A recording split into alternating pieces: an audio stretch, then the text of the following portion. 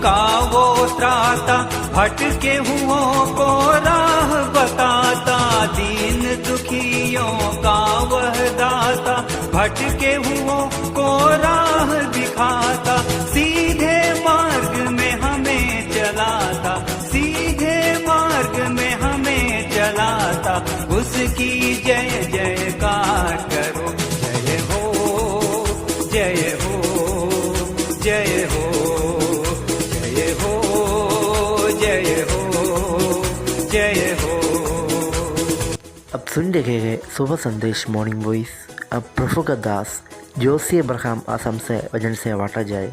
परमेश्वर का नाम की महिमा हो। सुबह संदेश का हर एक श्रोताओं को और एक बार जल्दी आने वाला प्रभु यीशु मसीह का प्यारा और मीठा नाम में हमारा प्यार भरा नमस्कार। आइए आज का मनन के लिए हम लोग पढ़ेंगे एफिसियों का पत्री 3 अध्याय 14 से 16 तक पद। एफिसियों का पत्री 3 अध्याय उसका 14 से 16 तक। मैं इसी कारण उस पिता के सामने घुटने टेकता हूँ जिससे स्वर्ग और पृथ्वी पर हर एक घराने का नाम रखा जाता है, कि वो अपनी महिमा के धन के अनुसार तुम्हें यह दान दे कि तुम उसके आत्मा से अपने भीतरी मनुष्यत्व में सामर्थ पाकर बलवंत होते जाओ।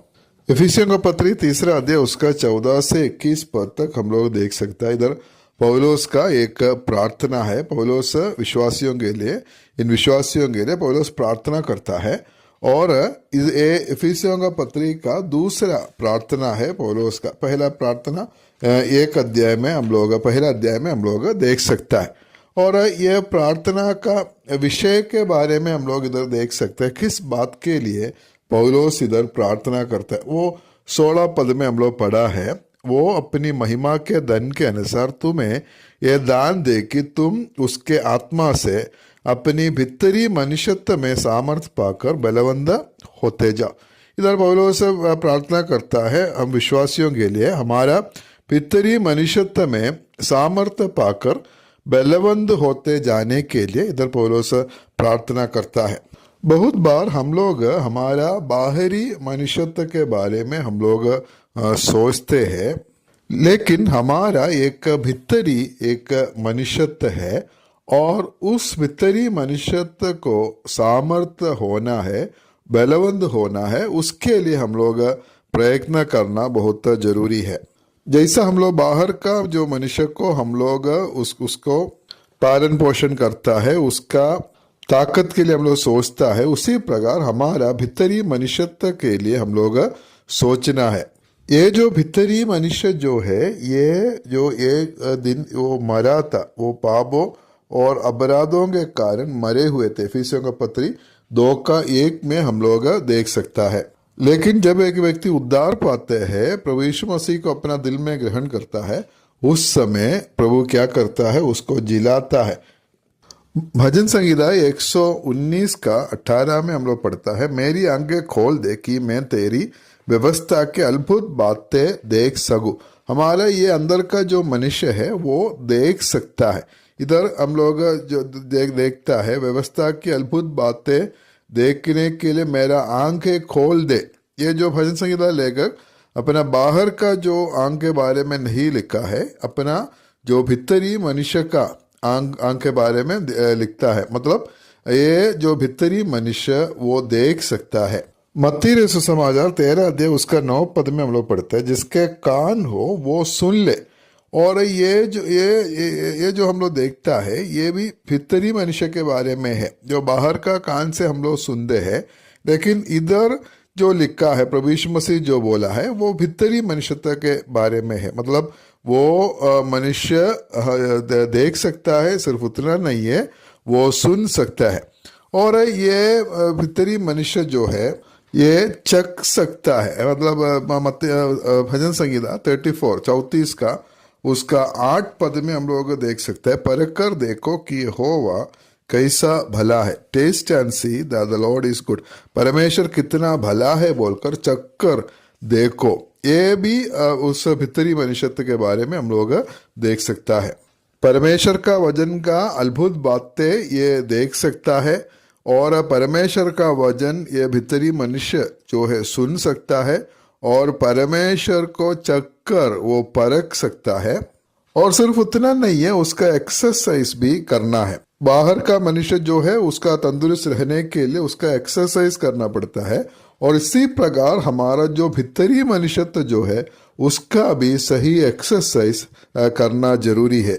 तिमुथियुस का पहला पत्री 4 अध्याय उसका 7 और 8 पद में हम लोग ऐसे पढ़ता है, पर अशुद्ध और बुढ़ियों की सी कहानियों से अलग रह और भक्ति की साधना कर, क्योंकि देह की साधना से कम लाभ होता है, पर भक्ति सब बातों के लिए लाभदायक है, क्योंकि हम इस समय के और आने वाला जीवन के भी प्रतिज्ञा इसी के लिए है। हम लोग इधर देख सकता है कैसे हम भीतरी मनुष्यत्व को हम लोग एक्सरसाइज कर सकता है, वो भक्ति के द्वारा। भक्ति की साधना करने के लिए हम इधर देख सकता है।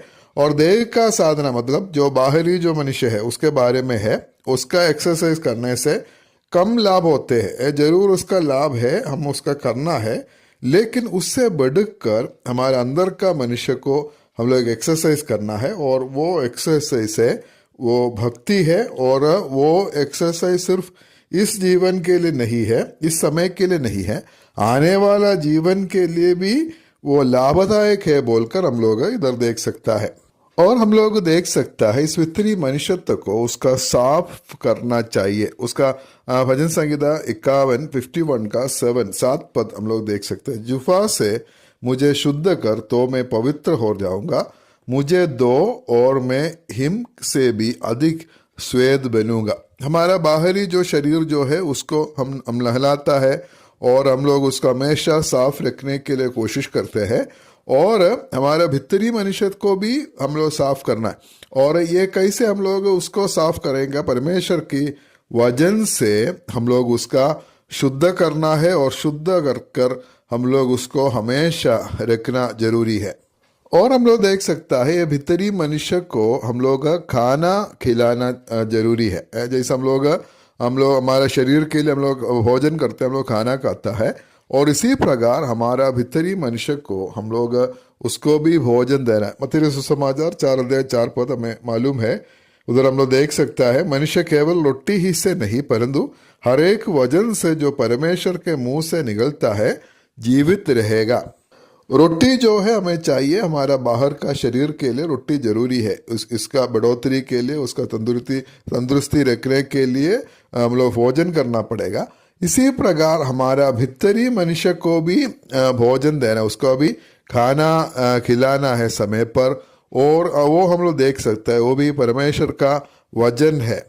और कोरिन्थियों का दूसरा पत्री 4 अध्याय उसका 16 पद में हम लोग पढ़ते हैं, इसलिए हम हियाब नहीं छोड़ते, यद्यपि हमारा बाहरी मनुष्यत्व नष्ट होता जाता है तो भी हमारा भीतरी मनुष्यत्व दिन प्रतिदिन नया हो जाते हैं। और हम लोग सही रीति से अगर ख्याल रखेंगे और सही समय पर खाना खिलाएंगे, साफ रखेंगे और सही एक्सरसाइज देंगे, और इसी प्रकार इसका पूरा ख्याल हम लोग अगर रखने से हम लोग इधर देख सकता है ये भीतरी मनुष्यत्व जो है दिन प्रतिदिन नया हो जाता है। हमारा जो बाहरी मनुष्यत्व जो है वो नष्ट होता जाता है। हम लोग जितना भी उसके लिए हम लोग एक्सरसाइज करे, अच्छा भोजन करे और कुछ भी करे, तो भी हमारा जो बाहर का शरीर जो है एक एक दिन में वो कमजोर होते जाता है, उसमें नए नए बीमार पकड़ते हैं, और ये जो है नाश की ओर और नष्ट होते जाता है एक एक दिन के बाद में। वो हम लोग बूढ़ा होते जाएगा जितना भी हम लोग करने से, लेकिन हमारा जो भीतरी मनुष्यत्व हम लोग देख सकता है, हम इसका सही ख्याल रखेंगे तो क्या है वो नया होता जाता है, दिन प्रतिदिन वो नया होता जाता है। बाहर का जो मनुष्यत्व जो है वो कमजोर होने से भी भीतरी मनुष्य जो है वो बलवंत हो सकता है, हम सही रीति से उसका ख्याल रखने से।